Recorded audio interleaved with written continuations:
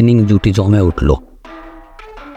বহুদিন পরে 100 রানের ওপেনিং জুটি দেখল বাংলাদেশ ক্রিকেট দল। সম্প্রতি সময়ে বাংলাদেশ ওপেনিং জুটি মানেই একটা রানের খরা চলছে।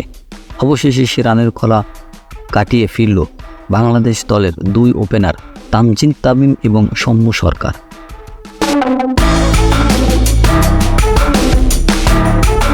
দুজনেই ওপেন করতে নেমে তানজিদ তামিম 37 বলে 57 রান আর সৌম্য সরকার 34 বলে 41 রানের দেখা পায়।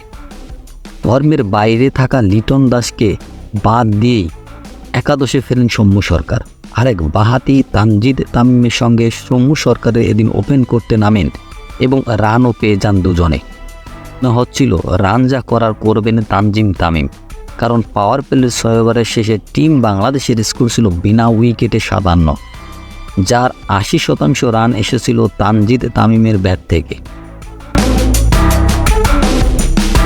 প্রথম 6 ওভার শেষে তানজিদ তামিমের রান ছিল 28 বলে 7 বাউন্ডারিতে 40, আর সৌম্য সরকারের রান তখন 9 বলে 6।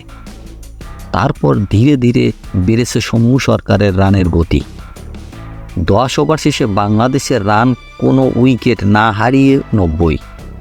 তানজিদ তামিম পৌঁছে গেছেন 50-এর ঘরে 36 বলে 52, আর সৌম্যর স্কোর তখন তামিমের অর্ধেক 24 বলে 25।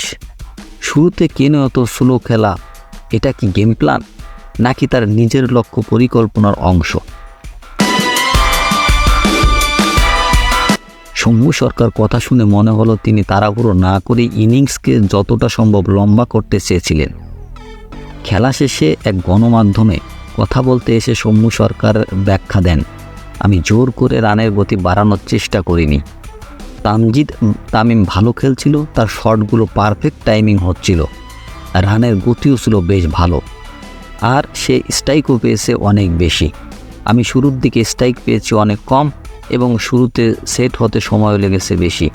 তারপরও কোনো রকম তাড়াহুড়ো করিনি, উইকেটে থেকেই রানের গতি বাড়ানোর চেষ্টা ছিল মাথায়।